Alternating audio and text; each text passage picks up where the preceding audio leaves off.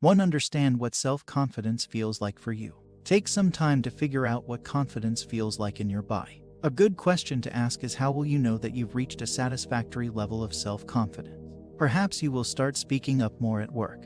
You might finally wear that outfit you've always wanted to. You may even introduce yourself to your crush at your co-working space. This will be different from person to person, so it doesn't have to make sense to anyone else. This is your personal measurement of confidence. 2. Accept your emotions. When you're learning how to be more confident, it's tempting to focus on your ideal self, the person you wish you were, a superhero who never experiences fear, doubt, or shame.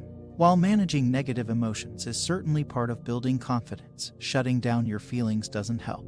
The first step to mastering your emotions is to actually let yourself feel them. Accept yourself as you are in any emotional state.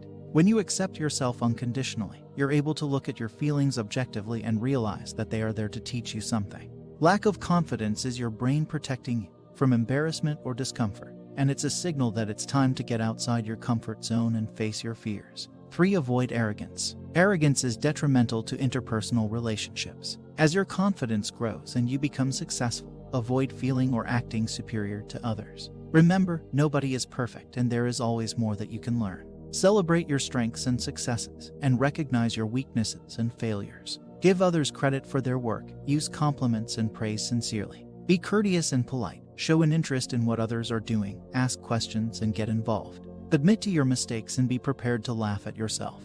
4. Know you will fail, and that's okay. We live in a failure-averse culture where people mostly just talk about their accomplishments. Rarely do you ever get to hear about people's accounts of failure. Understanding that failure happens and is a part of the process of living will help you to live more fully. However, this means that when we achieve, we feel great about our ability, but when we fail, our self-confidence takes a hit. I truly believe that self-confidence comes from our own thoughts about our abilities rather than external achievement, so that regardless of whether we succeed or fail, we have the power to retain our self-confidence. 5. Reevaluate your blueprint. Everyone has a blueprint for their life. We want a certain career, a certain family, and certain possessions, and we think we must have them on a certain timeline.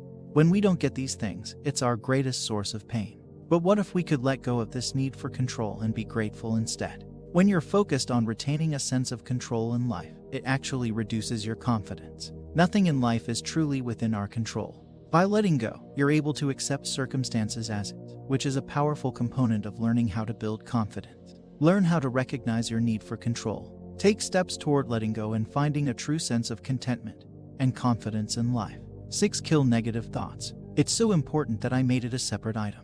You have to learn to be aware of your self-talk, the thoughts you have about yourself and what you're doing.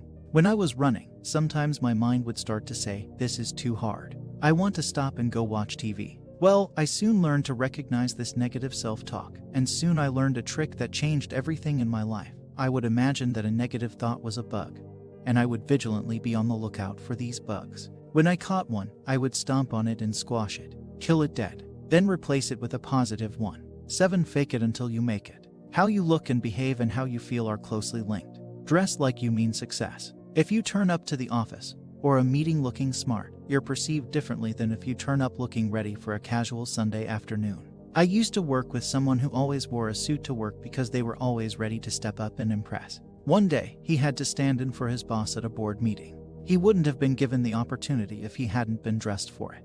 In addition to what you wear, to gain confidence, notice your body language and stand tall, smile, and speak slowly.